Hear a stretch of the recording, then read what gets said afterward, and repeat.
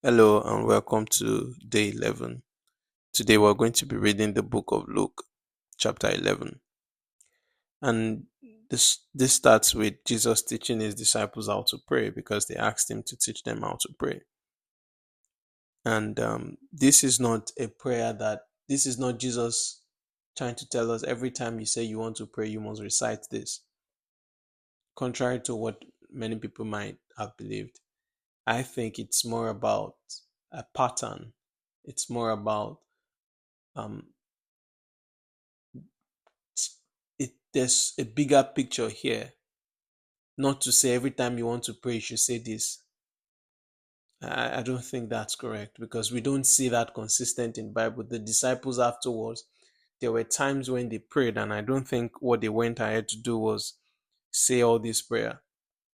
If you read the letters of Paul, the letters of James, they concluded most of their letters with a prayer, and you would not see word for word any of this. So this Luke chapter 11 from verse 2 to 4 was not Jesus' attempt to say, when it's time for prayer, say this exact same words. No, it's to communicate how to pray. When you pray, call God your Father. When you pray, ask for the will of God to be done. When you pray, make sure you are forgiving people because God has forgiven you, so you also can be forgiven. Do you get it? It's not to say this every time. So that's the point of that. It's not to say this every time. It's to teach us how to pray. It's about the how to pray. Yeah. So again, Jesus went on his teaching of prayer, and he teaches about persistence, and he uses the story of the two friends. The friend will not get up to answer his other friend because he loves him. He's going to get up because if he does not answer him, his friend is not going to live there. And Jesus lets us know that that should be our attitude in the place of prayer as well. Not because you have a friend that does not care about you, not because God is that friend that is in the house and does not care about you. No. But because he's a just God. So if he's just, yours is to play your part, yours is to stay, yours is to remain in faith, yours is to be willing to wait upon him.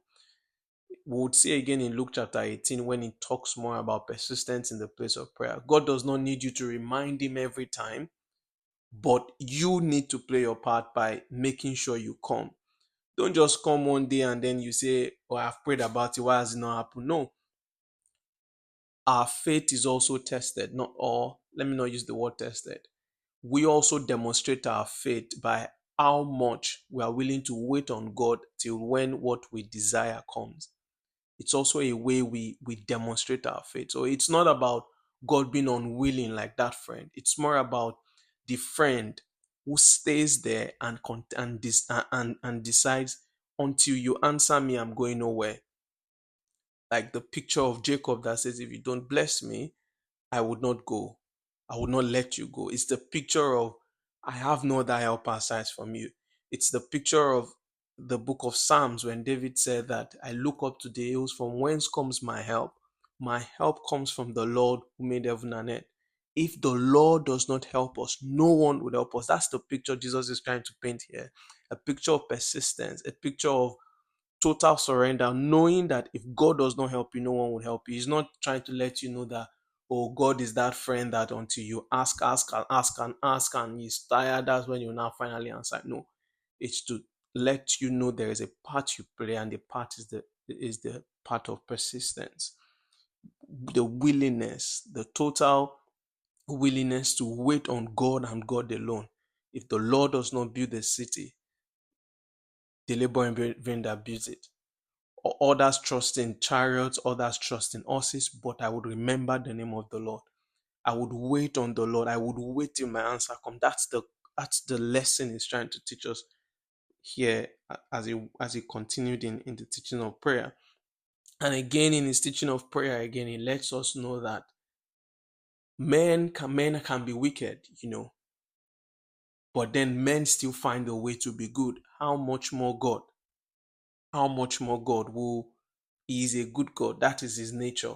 If men can give good gift, how much more your heavenly Father? What this should help you do, this short teaching of prayer, as we see from verse 1 to verse 13, as you read the book of Luke today, is let it help your confidence when you pray from now on. I want you to take this away from after reading the book of Luke, that when next time you bend your knees to pray, or you clap your hands together to pray, know that you have a good God. Know that God is ready to answer you. Use these verses in the place of prayer, that how much more God, if men can give good gifts, how much more my Heavenly Father?